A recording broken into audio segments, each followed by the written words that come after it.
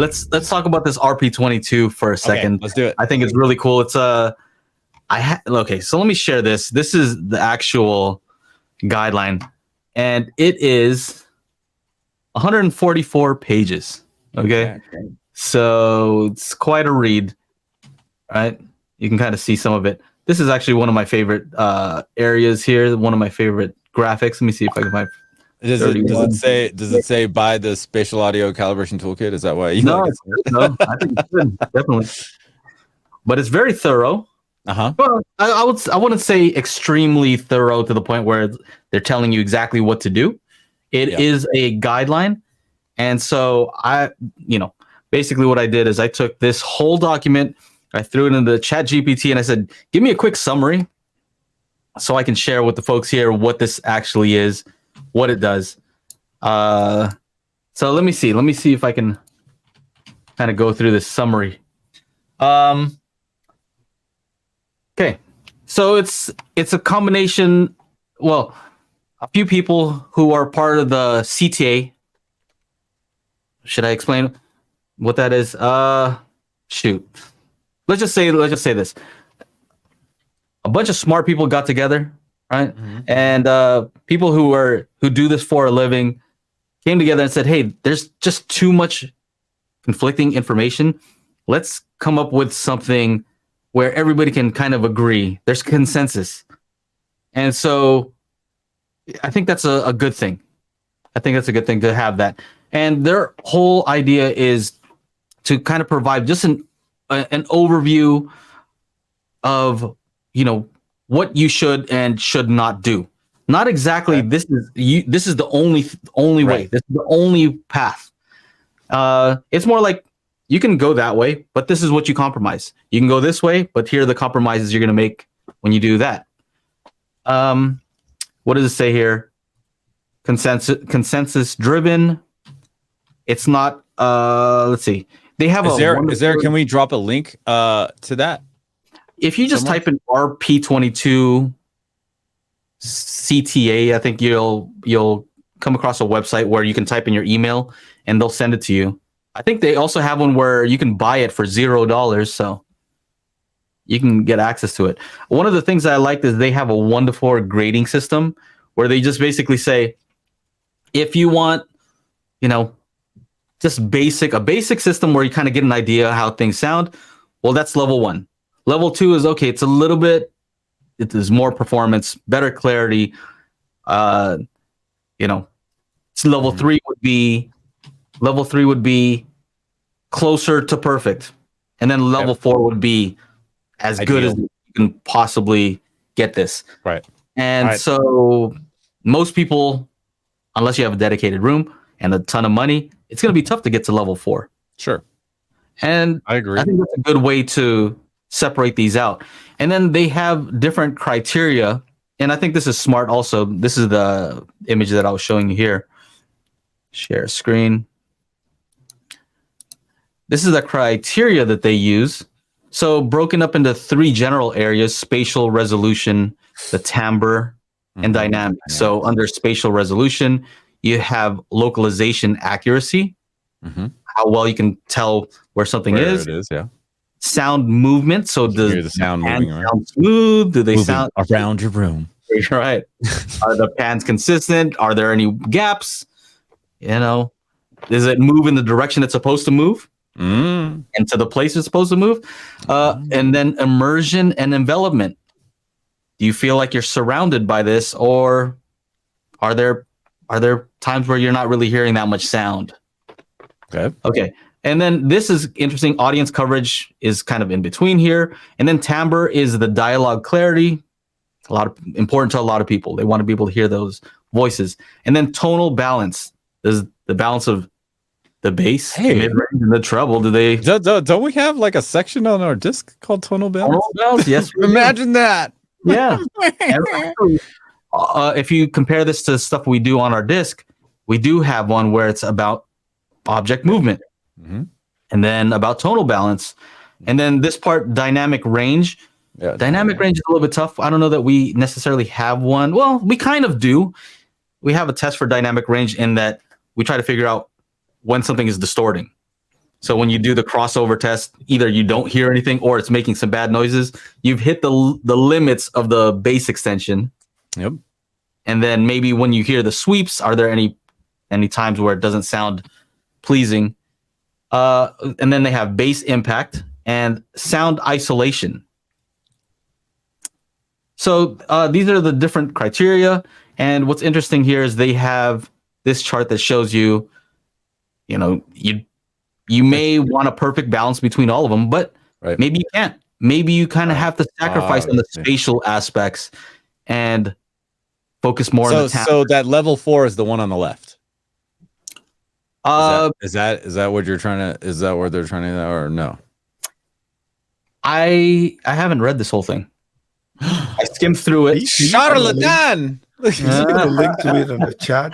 Yeah, I haven't read through this whole thing, so I don't know what's ideal. But I can say that maybe a combination, maybe this one's perfect. But I think what they're trying to say is do the best you can. Right. So there's only there's always going to be compromises. Yeah, it's going to be a compromise. Yeah. So of course you want balance. Balance is ideal. What else do I have in my notes here? Anything else I can show here? Yeah, nice graphics on here too that show you where to place speakers. One thing that I would say is they call this RSP, reference seating position. I've always called it MLP. Yeah. Listening position. So the fact that, are we going to just change that all of a sudden? I don't know if I love that. But what else here? Let's see here. Listening area, figure 4.2. All right, what else? Yeah, and I think they want to change it from home theater to I think what they call it, designing an entertainment space. Okay. So entertainment spaces instead of home theater. Sure, because it's more than just movies now. It's video games. It's it's TV shows. Are people love good TV shows. Yeah. Let's see. Let me get this off the screen here. So the old specification was from 2009 CEB 22. Yeah, 2009. Yeah, that's what they were saying. Yeah, there's a lot that has changed since 2009. Yeah, and this one is supposed to be 2018, or is this brand new? This is new. Oh, this is new. I think so then the link. The idea is they're supposed to update it also, which is cool. It's not just this is how it is and that's it. It's done. Yeah. What else? I'm trying to go over what they said in this document.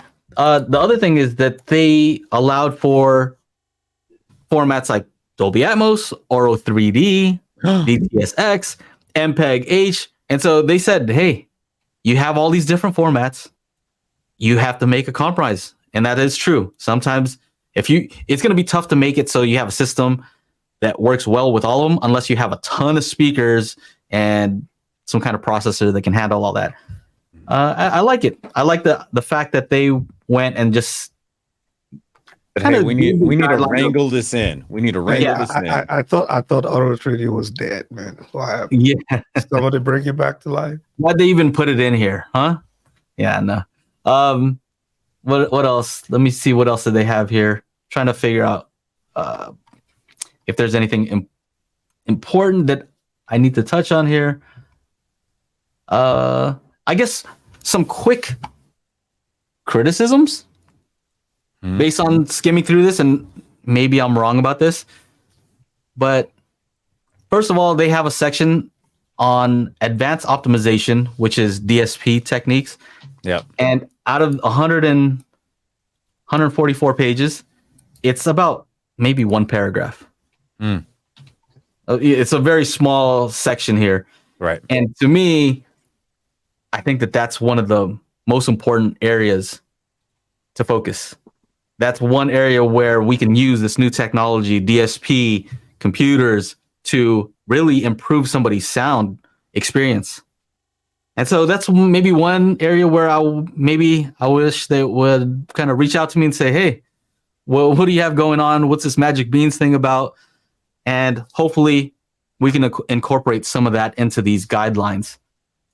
Other than that, the other thing I would say is that they basically, it seems like it's they're assigning equal weight to everything. And I think the problem with that is that a lot of people don't know what is more important to them. So if you ask somebody here, let me go back to this. Let's share this. Okay. So if you ask someone, window, what's more important to you? Chana, I think you would probably know, but what's more important?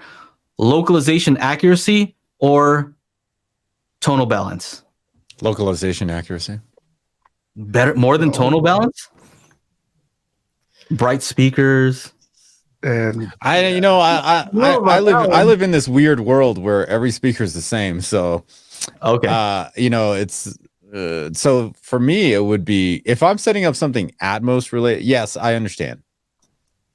You want everything to sound. Yeah. It's a give and a take. I mean here. So for me, the tonal balance already taken care of, right? Every speaker is exactly the same. So for me, what if it wasn't though? You see? Yeah, I guess we'd have to start it off like Maslow's hierarchy of needs. What do we need first? We need the tonal balance, right? All we right. need dynamics, maybe would be the second one, and then maybe spatial resolution, since Atmos is the newest thing, have that be the final. Maybe that's why on that other slide or the other page down, they went lower on spatial because maybe they only had room for 2 height channels or whatever the situation was. I don't know. Yeah. I don't know. Well, here's a recommendation. Here's a recommendation that I would have for them is I think it would be very useful for someone to use this as a guide for themselves or for their clients. If it was kind of almost like a worksheet that they could go off and kind of have a checklist and say, okay, what's important to you? This, okay, this. But also there's something called, I guess it's called the trade study. I've seen other names for it. I've learned it as a systematic systems approach where basically we're taking a look at every single criterion and we're comparing it to the next one. So what you really should do if you really wanted to do this perfectly is compare, is dynamic range more important than base impact? If so, how much? Is it more or less or equal? Is localization accuracy more or less important? And you'd want to really do that for every single one. It takes too long, so I understand why they didn't. But if you wanted to understand that, you really would need to get an idea what the customer would want. Yeah, because even if you have your priorities, wouldn't you things like your room also tend to dictate? Because you might want certain things might be higher, dynamic range might be top of your priority. Of course. Your room might not just be cut out for that. Of course. What happens? Mm-hmm. That's right. That's right. So it's not just what the person wants, but also what is actually within the reasons of doing their budget. Like that. Yeah, what's within the reason of the room physically, what's in the reason of their budget. So yeah. All of these things. What matches the science of calibration too, right? Because just because people have options doesn't mean you just want to do whatever. Yeah. In your room. So I think this is a good guideline. I think the next step is to even make an app based on it. So they have the guidelines, but make it easy for somebody to make decisions based on the guidelines. A set of questions where it helps you figure out, okay, this is the most important thing, but here are the limitations. I get that dynamic range is the most important to you, but we can't exactly do that with the speakers that you have. So it's just about setting expectations. This is what you want. This is really what's possible. So just know that I can't make something happen that's physically impossible to do, especially with I would do more like a recommended and then whatever you want to do. Mm-hmm. So, certain things like I think Crossman just talked about dialogue clarity, right? Mm-hmm. For most people, if you have budget speakers, which a lot of people do have, your priority is probably making sure that you can hear what's coming out of your freaking No, they don't need to hear the dialogue. No, in the movie. No. You just want to feel the bass. We just want bass. We want to hear the bass in the voice, like tickling our butt. That's So yeah, you want the clarity. You want to be able to hear what somebody is saying versus worrying about isolation, I guess. But yeah. But I would recommend certain things as probably this should be your top 5 in whatever order you want them. What's your top 5 though? Because every person I believe would do it a little bit differently. What's your top 5 if you have to pick? So I will start with, I do have the same speaker, so I wouldn't worry too much about tonal balance. Well, you're assuming all that you can. That's a freebie, though. You're just saying we're assuming no speakers. Okay, yeah, that's true. Though. So yeah, we're assuming. So I will go with. Okay, let's see. I will go with immersion first, especially if it's a dedicated room. Mm-hmm. Clarity will be important to me. Okay. And then let's see, dynamic range. If you have good subwoofers, I'm not. But localization will be another one too, right? If you're sitting in your MLP and all of that. Mm-hmm. And then what's the 4th one? Tonal balance. Ever since we worked on my system and we got that tonal balance, it does make a huge difference making sure your speakers are balanced. All right. I think that would be my 5. Like 8 of them already. I picked 5. I picked 5. All right. Chana, do you want to go? What's your top 5? Can you even see them? It's hard to see, right? Yeah, no, I gotta zoom in here. Out of the outer ring, is that what top 5 of the outer ring? Is that what we're looking at? Okay. All right, I gotta move over because my camera's in front of some of it. Okay. That's a tough one, man. 5. Okay. All right. Let's go with the dialogue, the tonal, dynamic range, bass impact, and sound movement. Okay. There. All right. Without any thought, or not with the. Okay. All right. So I'm gonna go with. I think tonal balance and dialogue clarity are very related. I understand why they're separating out dialogue clarity, because sometimes the room interaction, the reflections can affect the dialogue clarity. Ugh. Okay, I'm gonna go tonal balance because I don't want something that just sounds like way off, like too much bass, too much treble. That's immediately gonna turn me off to the whole thing.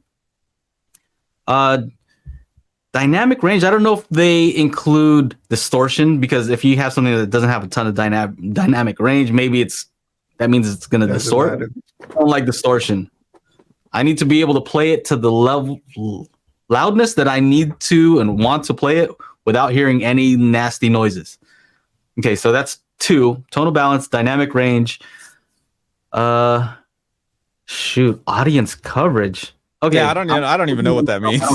I don't care. I should have. I mean, it's just if I got one row of seats, what I mean, it's right there, right? You know what's tricky about this? Because I feel like bass impact is. I have to read what their definition is, but to me, that's part of tonal balance. If you have a good tonal balance, you're gonna have good bass impact because it means that you have good levels. So that's included already. I'm at 2. Tonal balance, dynamic range. Sound movement. I'm going to go with localization accuracy. And the reason being, I think once you get the localization down, it kind of takes care of the sound movement for the most part. So what you're saying, Joe, is these little spokes on this wheel are a little redundant. I'm trying to cheat, or maybe they're overlapping. You're trying to cheat. I understand. I know you're always trying to cheat. I'm trying to keep getting more bang for the buck. So localization, I feel like if you get that down, it takes care of the sound movement. Yeah. If you have the speakers in the right place and the sound's coming from the correct place, then it kind of takes care of the immersion and the sound movement and all that. That's it. The rest, that's it. Yeah, right. I mean, it's kind of if you look at the pie chart, you see that audience coverage kind of overlaps between spatial resolution and timbre. Timbre. So some of them, tambourine, I guess, overlap already in the diagram. Yeah. Well, here's one thing that we know pretty much for sure from the research is bass is the most dominant thing when it comes to how people think of speakers. When it comes to preference of one speaker over the other, usually the one with more bass, more deep bass extension is going to win out. So you take a bookshelf speaker and a floor standing, same exact frequency response above the mid-range. People are going to say the floor standing one sounds better because it has more bass. So I think people like bass, so that's why I said tonal balance first. But who says Paul says I'm breaking my own rule? Bass dialogue Uber Eats. Okay. All right. So anyway, I thought this was interesting. Go ahead and take a look at the RP22 guidelines. And I'm hoping that they reach out to more people to, figure some of this stuff out. Maybe I don't know if they talk to content creators as far as people who mix in Atmos. We found certain things about mixing in Atmos. And so I thought it might be interesting. So yeah, feel free to reach out to us. We have someone actually in our Discord group who was part of this, who was involved with writing this. So maybe I can talk to him and see what we can do to kind of continually improve this. So let me get this off the screen. Always pushing. They probably put that together quickly so you guys don't come ruin the whole freaking business. Yeah, maybe. No wife asking me questions during a movie should be number one. Joe almost spit out the ice. That was a close the one. precious ice. Look at it, it's all red. Oh man, that's number one. That's hilarious. Always pushing, always joking. That's what's up. You are really pushing. All right, if you would like to join us every week on Mondays at, what time is it? About 6 p.m. Central, which is the best time. That's where I am. Make sure you join us at youtube.com/Daily HiFi. We out.